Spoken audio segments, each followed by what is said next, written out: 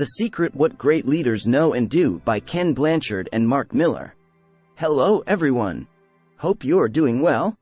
Today I am going to review the book, The Secret: What Great Leaders Know and Do by Ken Blanchard and Mark Miller. A manager in trouble. Debbie Brewster was worried. She had been doing well at work, winning a promotion to Director of Corporate Client Services for a division of her corporation. But now she was failing miserably. Her business unit had the firm's poorest performance. To get some perspective, she took a few hours off to go to the library, think quietly and make some notes. Great leaders don't become great in a moment, or in a month or a year. When Debbie entered the library's main reading room, a smiling librarian asked if she could help. Debbie replied that she needed only a quiet place to work.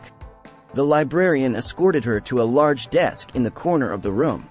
10 minutes later, she returned and offered to help. "What is the problem you're trying to solve?" she asked. Debbie smiled ruefully. "In our company, we often refer to problems as opportunities," she said. "Okay, so what's the opportunity?" the librarian asked, offering the library's information resources.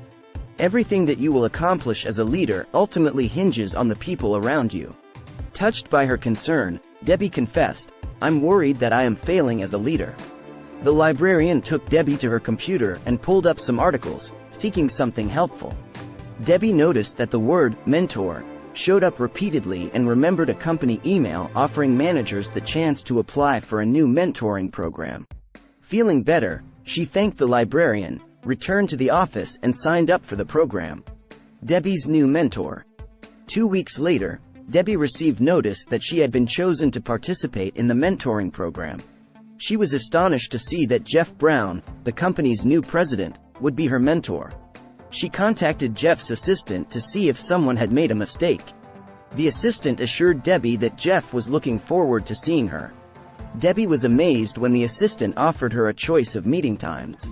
The president of the company wanted to accommodate her. She did a double take. Shouldn't it be the other way around? Continuously ask yourself, am I a self-serving leader or a serving leader? When the day of her first mentoring session arrived, Debbie arrived early. Mr. Brown got up from his chair and shook her hand. Asking her to call him Jeff, he explained that he would meet with her for a series of hour-long sessions every month or so over the following few months. He told Debbie about himself and asked Debbie to tell him her story. When she was done, he asked how he could most effectively serve her as a mentor. Debbie asked the question she had discussed with her husband the night before. What is the secret of great leaders? Jeff praised Debbie for asking a great question and promised to discuss it with her at their next meeting. Effective leaders serve. Jeff impressed Debbie. She was particularly struck by his listening skills, and she decided to try to learn from them. She started to go out of her way to listen to her employees so she could learn what was on their minds and how she could help them. Creating a compelling vision is one of the privileges and most serious demands of leaders. When she next met with Jeff, he compared leadership to an iceberg, with a small visible peak and a lot of bulk under the waterline.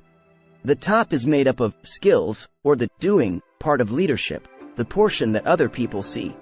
The remainder is character, the being facet of leadership and the leader's essence as a person. The secret is, great leaders serve, he said. They have servant hearts, and they serve their firms and their people 5 ways. Promising to review the 5 steps in the future, Jeff told Debbie to seek opportunities to serve her staffers that would enable them to do better work. It's the leader's job to make time today to ensure that there is a tomorrow. Debbie went out of her way to learn about her employees' difficulties and to help them. When she met again with Jeff, he complimented her and said she was ready to discover more strategic ways to serve. Then he broke down the meaning of the SERVE model of leadership. S stands for see the future. Great leaders are visionary, Jeff explained. They use the S in SERVE, which means seeing ahead. Great leaders must have solid values, because values are the beliefs that drive behavior. Jeff instructed Debbie to discuss her department's mission and future with her staffers. Great leaders, he said, meet the heads up versus heads down challenge. Heads up means looking forward and planning for the future. Heads down means handling daily activities. Heads down executes heads up. Everything rises and falls on leadership. John C. Maxwell.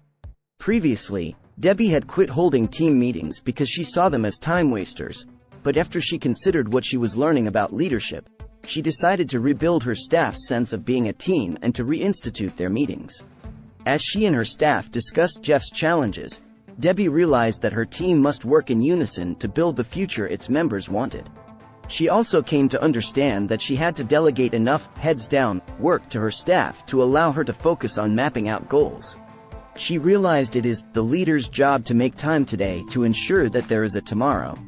A person can serve without leading, but a leader can't lead well without serving. At the next mentoring session, Debbie explained to Jeff that she was delegating more, and to good effect. She found that having more time allowed her to think ahead and to craft a vision for her unit. She was inspired by Jeff's letter in the company's annual report listing the pivotal elements of future success. Put customers first, serve others, practice stewardship, by being accountable for the people entrusted to you, and cultivate creativity. E stands for engage and develop others. As Debbie incorporated Jeff's teachings about leadership into her daily activities, matters began to improve in her business unit. Her employees were more enthusiastic about their jobs, so their productivity increased. They were happier, and so was Debbie. The leader's objective is to leverage the strengths of people and make their weaknesses become irrelevant. Peter Drucker. At their next meeting, Jeff explained that the first E in serve represents engagement, or hiring the best people and being involved with your staff. His routine was to meet with job candidates 4 times to make sure that he'd found the right person and to get to know prospective employees thoroughly. He also saw the process as a way to give prospects as much information as possible about him and the company. He encouraged them to interview him and to inspect his resume and credentials. This approach enables candidates to withdraw if they feel the company isn't a cultural match for them. Over time, engagement also involves developing existing employees through training, education, and mentoring. Profits and financial strength are the applause we get for a job well done. Jeff taught Debbie to stay on the lookout for good candidates to join her team. Recalling the friendly librarian who had steered her toward mentoring, Debbie went back to the library. She discussed personal development plans with the librarian and finally asked her name, which was Jill. In the course of their conversation, Debbie asked Jill if she had ever considered a career change. When she expressed an interest, Debbie invited her to join the company. Jill was pleased by the request and said she would consider it. Debbie filled Jill in about her division and gave her an application. 3 weeks later, Jill became the newest member of Debbie's team. She immediately made a strong contribution. R stands for reinvent continuously. At their next meeting, Jeff explained that the R in serve means to reinvent yourself, your systems, and your structure. A leader's quest for self-improvement sets a good example for employees, but constant corporate reinvention is even broader. It includes steadily making your systems more efficient and reshaping your structure. Some leaders become slaves to their systems, when they should be in charge of them and should improve them. Taking Jeff's lessons to heed, Debbie met with her team members about their objectives. They opted to rebuild their unit and to go from worst to first, a goal that they could accomplish together. V stands for value, results, and relationships. When Jeff got together with Debbie again 2 weeks later, he explained that the V in serve stands for valuing your results and your relationships. Leaders must focus on achieving their professional and corporate goals, their results, but they cannot neglect their relationships with the people who work for them. Jeff disagreed with the leadership practice of using checklists to try to build strong relationships with employees, because each person is different. People don't care how much you know, until they know how much you care. Jeff taught Debbie to develop a personalized approach to each member of her team and to encourage each individual. He taught her that if you approach people with warmth, you don't have to worry too much about the occasional misstep. If you are sincere, they will respond positively. At the office, Debbie saw that Jill was making good use of the ability to connect with others that she had displayed at the library. She asked Jill how she might engage better, and Jill suggested that Debbie should talk to her employees about what they do outside of work. E stands for embody the values. At their next meeting, Debbie was eager to find out what the final E in serve represented. But she questioned Jeff when he said it stands for trust, given that trust begins with a T, so he explained that to merit the trust of her staffers, she had to embody the values that she urged them to adopt. Debbie understood. I don't want to be someone who falls into the trap you warned about. A leader who just stumbles the mumble and doesn't walk the talk, she said. Where possible, we select leaders with both character and skills. But if we have to choose between skills and character, we've made a fundamental decisions.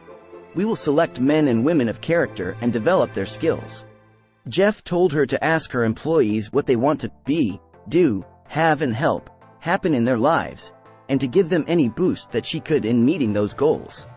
Before their meeting ended, Debbie asked Jeff to name some leaders he believed best exemplified the SERVE model.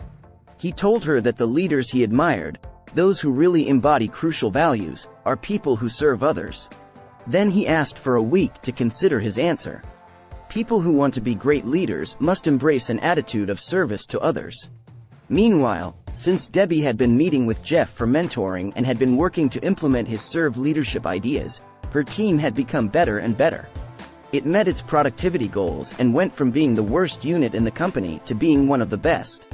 Debbie was proud to know that, as president, Jeff was watching her team's vast improvement with satisfaction. The greatest SERVE leaders. Jeff and Debbie's next meeting was the last of their formal mentoring sessions. Debbie was sorry to see the process come to an end, but glad that her friendship with Jeff would continue. As they sat down for their last leadership discussion, she asked him again which leaders he would cite as ideal role models, people who carried out all facets of the SERVE approach. He named Nelson Mandela, because he emerged from jail without bitterness and went on to serve his country. Debbie suggested former U.S. President Jimmy Carter, because of his work with Habitat for Humanity and his efforts to promote peace. Then Jeff said that personally he saw Jesus of Nazareth as someone who symbolized the whole philosophy of servant leadership. All genuine leadership is built on trust. As Debbie thanked him for mentoring her, Jeff said he decided to promote her to lead the firm's leadership development activities. She happily accepted the promotion. A week later, Jeff joined Debbie and her team to celebrate her move. Everyone was in a party mood. Jill, who would replace Debbie as department manager, publicly congratulated Debbie on her accomplishments and on helping the team make substantial improvements. On the team's behalf, Jill gave Debbie a gold-embossed plaque reading, in the words of Martin Luther King Jr., "Everyone can be great because everyone can serve." Under the quote, the plaque read, "Thank you, Debbie Brewster, for showing us how to be great by showing us how to serve." Takeaways. Great leaders serve others, as exemplified by the SERVE model of leadership. S stands for, see the future. To be a great leader, you must have a vision of where you want the company to go and you must share it to guide your team. View problems as opportunities and look, heads up, at the future. At the same time, you must attend to, heads down, day-to-day details. E stands for, engage. To get people behind you, connect with them. Enable your staff members to develop their talents and capabilities. R stands for, reinvent continuously. Work to boost your skills and expertise. V stands for, value results and relationships. Strive to reach your goals and enhance your bond with your team members. E stands for, embody the values you promulgate so people will trust you, and, therefore, follow you. Servant leaders guide and motivate their followers by being of service to them. Like, share and subscribe our channel for more videos. Thanks for watching.